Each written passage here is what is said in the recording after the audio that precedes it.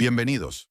En este video haremos un viaje al pasado para recordar los inicios de la radio en México, cuando las primeras estaciones y programas comenzaron a llevar música, noticias y entretenimiento a los hogares, marcando el inicio de una nueva era en la comunicación. La primera radionovela transmitida en México en 1930 fue El Derecho de Nacer, aunque en su versión original cubana llegaría más tarde.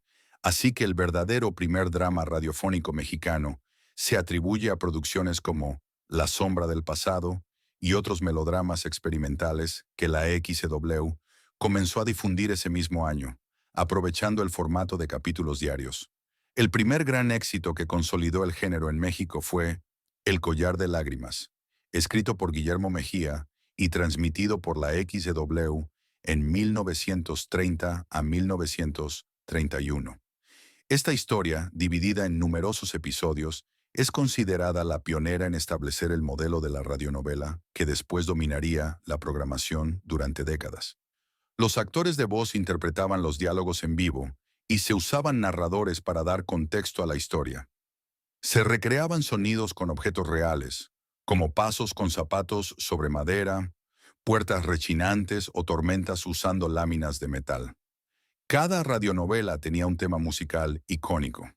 Se usaban violines, pianos y orquestas para crear atmósferas emotivas. Los patrocinadores interrumpían los capítulos con comerciales.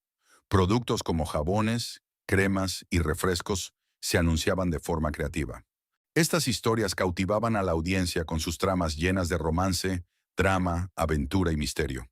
Algunas de las más famosas fueron El Derecho de Nacer, fue una de las radionovelas más exitosas y conmovedoras de todos los tiempos en México y América Latina.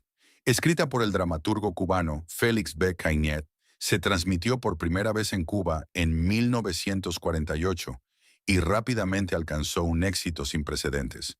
En México, su primera transmisión fue en 1951 a través de la XEW, logrando una audiencia masiva y consolidándose como un fenómeno de la radio. Chucho el Roto fue una de las radionovelas más exitosas y queridas en México durante los años 50 y 60. La historia sigue a Chucho el Roto, un hombre inteligente y astuto que se convierte en un famoso bandido de la época porfiriana en México. Su origen humilde y sus ideales de justicia lo llevan a enfrentarse con la élite poderosa del país. En cada episodio, Chucho burlaba a la policía, se escapaba de prisión y ejecutaba robos audaces, pero siempre con un propósito noble: ayudar a los más necesitados. Debido a su enorme éxito, se retransmitió durante muchos años en diferentes emisoras de radio, con muchas personas creyendo que realmente existió como un héroe del pueblo. La radionovela fue tan influyente que posteriormente se realizaron películas y telenovelas basadas en su historia. La radionovela Nosotros los Pobres fue una adaptación radiofónica de la icónica película mexicana del mismo nombre, estrenada en 1948 y protagonizada por Pedro Infante. Debido al enorme éxito del filme, la historia fue llevada a la radio en la década de los 50, convirtiéndose en una de las más populares de su época. La historia sigue la vida de Pepe el Toro, un humilde carpintero que lucha contra las adversidades en un barrio de la Ciudad de México. A pesar de las dificultades económicas y las injusticias que enfrenta, Pepe es un hombre trabajador y de gran corazón, que protege y cuida a su madre, a su hija Chachita y a su amada Celia la Chorreada.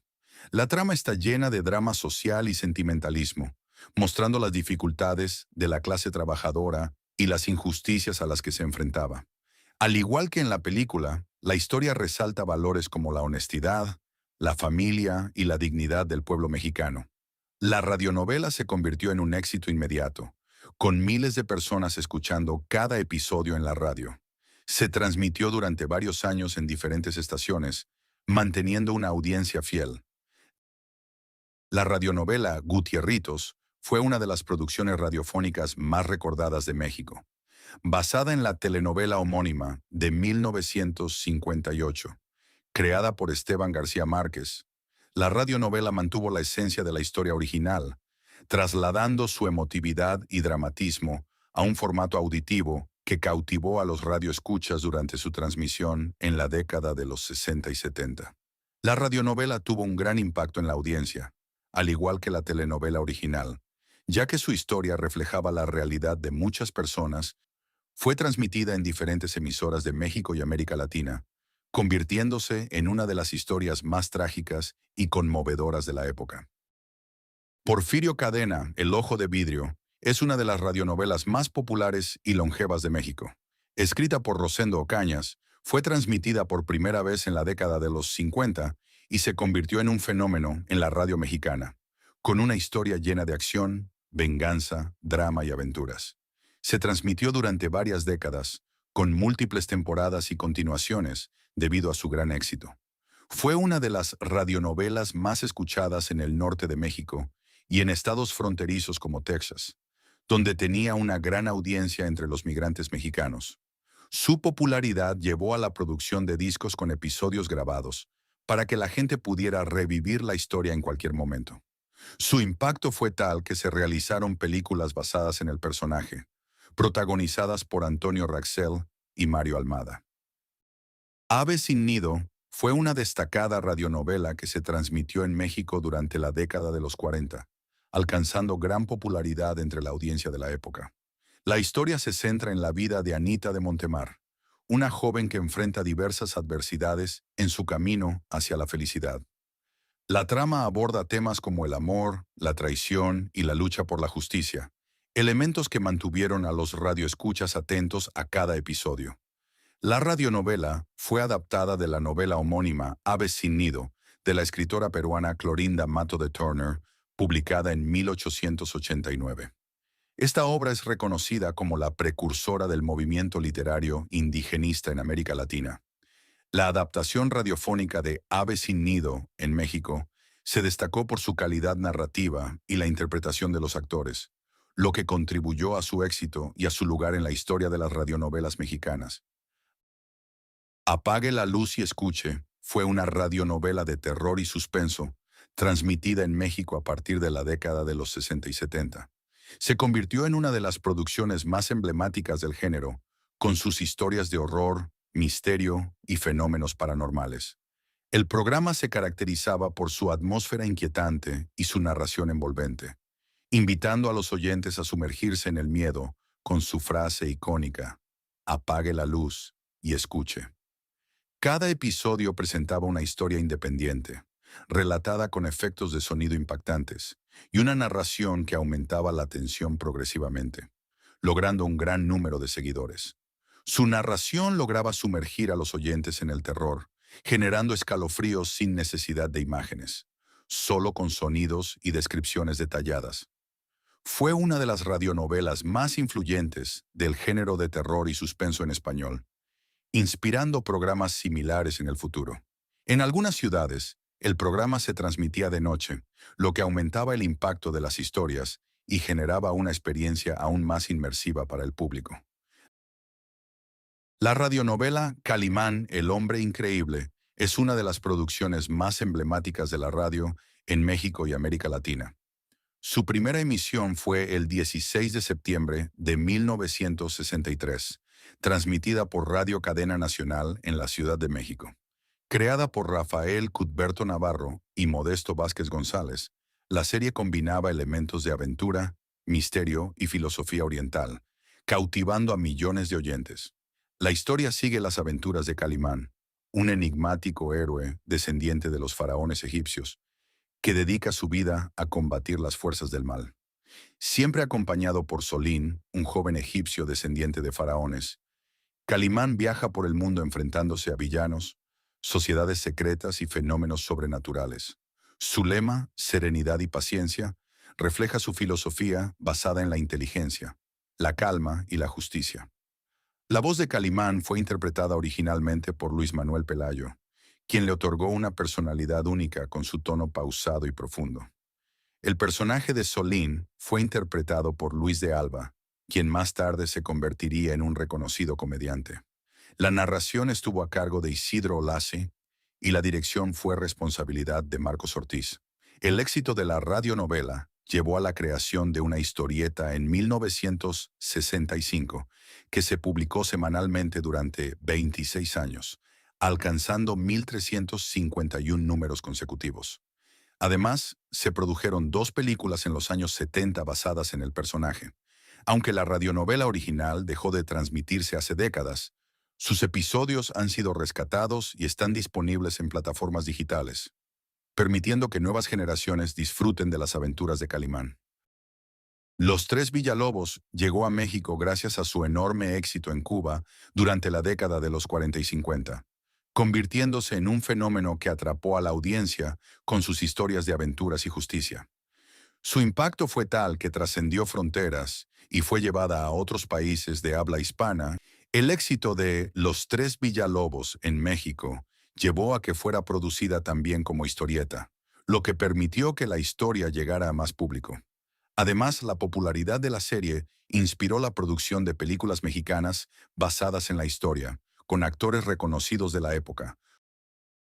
Las aventuras de Carlos Lacroix fue una destacada radionovela mexicana, transmitida durante las décadas de 1940 y 1950. La serie narraba las peripecias de Carlos Lacroix, un intrépido detective, y su leal secretaria Margot, quienes juntos resolvían complejos casos criminales, enfrentándose a diversos peligros y enigmas. La dinámica entre ambos personajes y la emoción de cada caso mantenían a la audiencia al filo de sus asientos.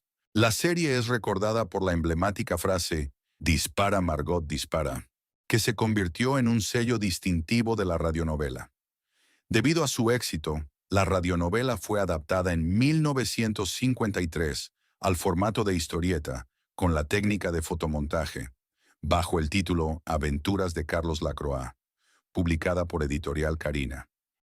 El Llanero Solitario fue una de las radionovelas más famosas de la historia, transmitida por primera vez en Estados Unidos el 30 de enero de 1933.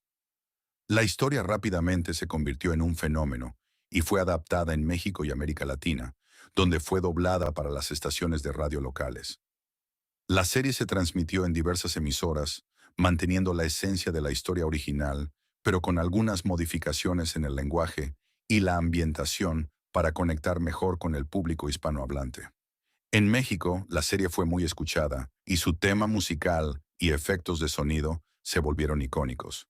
La popularidad del Llanero Solitario llevó a la producción de cómics, películas y series de televisión, que también fueron muy bien recibidas en México. El Cuervo Azul comenzó como radionovela mexicana, creada por Carlos Chacón Jr. La trama sigue a Leopoldo Sánchez, maestro de escuela forzado a sustituir a un luchador enmascarado, lo que lo lleva a enfrentar situaciones difíciles. La historia fue tan popular que en los 70 se adaptó a historieta semanal, con ilustraciones y trama ampliadas. La radionovela Una flor en el pantano. Uno de los evocativos inicios de capítulo asociados a esta radionovela era la frase, Alicia, ella era una flor en el pantano. Una introducción que marcaba el tono dramático, romántico y misterioso de la historia.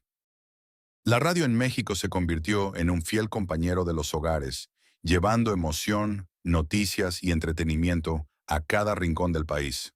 A continuación, haremos un recorrido por los programas más emblemáticos que dejaron huella en la historia de la radio. La Hora Azul fue un programa de radio transmitido por XEW. Comenzó en la década de 1940. Fue conducido por Pedro de Lille, una de las voces más reconocidas de la radio mexicana. Era un programa musical dedicado a la difusión de boleros, tangos, valses y música romántica en general. Se caracterizaba por su ambiente melancólico y nostálgico. El nombre La Hora Azul hacía referencia al momento del día en que el cielo adquiere un tono azul profundo antes de la llegada de la noche, lo que transmitía una sensación de calma. El programa no solo presentaba música, sino también historias y anécdotas sobre los artistas y compositores, narradas con el estilo elegante y evocador de Pedro de Lille. Durante su transmisión, La Hora Azul popularizó la música de grandes intérpretes y compositores, como Agustín Lara, Toña la Negra, Pedro Vargas, Javier Solís, Los Panchos y muchos más.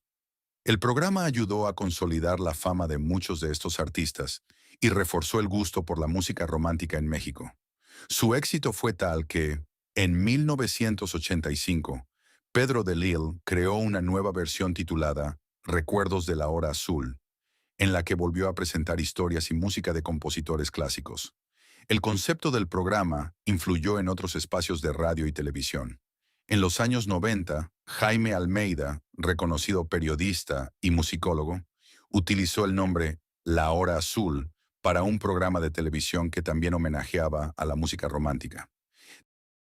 Desayunando con los locutores fue un programa de radio transmitido en México durante la década de 1950. Este programa matutino reunía a diversos locutores destacados para conversar sobre temas de actualidad, compartir anécdotas y realizar entrevistas.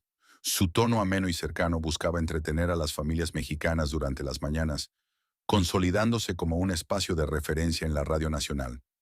Este formato de programa, centrado en la interacción entre locutores y audiencia, sentó las bases para futuros espacios de variedades matutinos en la radio mexicana, destacando la figura del locutor como una personalidad cercana al público.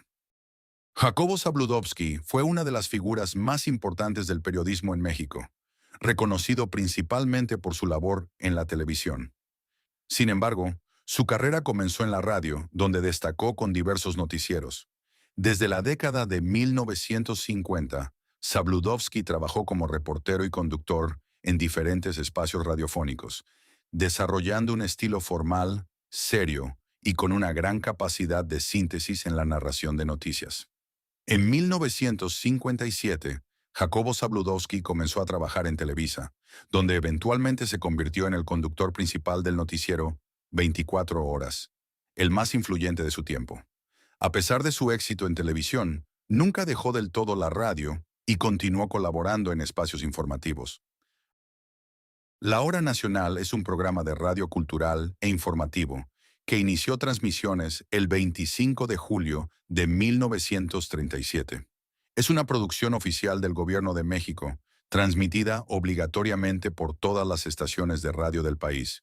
Fue creado durante el gobierno del presidente Lázaro Cárdenas, con el objetivo de difundir información de interés nacional y fortalecer la identidad cultural de México a través de la radio, que en ese momento era el medio de comunicación más influyente. A lo largo de los años, la Hora Nacional ha cambiado su formato y contenido, adaptándose a las necesidades del público y a las nuevas tecnologías. Reportajes de México fue un programa radiofónico destacado en la historia de la radiodifusión mexicana, transmitido por la emisora XEQ durante las décadas de 1950 y 1960. Este programa se caracterizó por ofrecer a los oyentes una visión profunda y detallada de diversos aspectos culturales, históricos y sociales de México. El programa fue conducido por Carlos Pickering Jurado, reconocido locutor y periodista mexicano, quien nació el 3 de noviembre de 1916 en la Ciudad de México. Pickering fue el primer locutor certificado oficialmente en el país y desempeñó un papel fundamental en la profesionalización del gremio de locutores. Su labor trascendió la locución, participando activamente en la fundación de la Asociación Nacional de Locutores de México. En 1951, Reportajes de México se distinguió por su enfoque en la divulgación de la riqueza cultural y las tradiciones mexicanas, contribuyendo al fortalecimiento de la identidad nacional. El programa ofrecía a los oyentes una ventana al vasto patrimonio cultural del país, destacando la importancia de conocer y preservar las raíces mexicanas. Los Polivoces fue un dúo cómico mexicano integrado por Eduardo Manzano y Enrique Cuenca, que alcanzó gran popularidad en las décadas de 1960 y 1970. Aunque son mayormente recordados por su exitoso programa de televisión, su incursión en la radio también dejó una huella significativa en el entretenimiento mexicano. Antes de consolidarse en la televisión, los Polivoces iniciaron su carrera en la radio, medio en el cual desarrollaron y perfeccionaron muchos de sus personajes y sketches.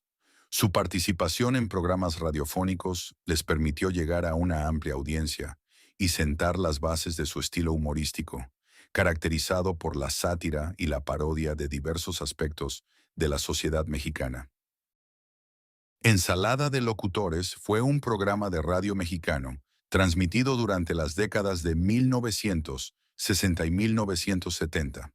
Este espacio se caracterizaba por reunir a diversos locutores y comediantes que a través de imitaciones, anécdotas y entrevistas ofrecían un contenido humorístico y de entretenimiento para la audiencia. El programa se destacaba por su formato innovador, en el que los participantes interactuaban de manera espontánea, creando un ambiente de camaradería y diversión que resonaba con el público. Esta dinámica permitió que Ensalada de Locutores se consolidara como uno de los programas más populares de su época, influyendo en la creación de formatos similares en la radio mexicana.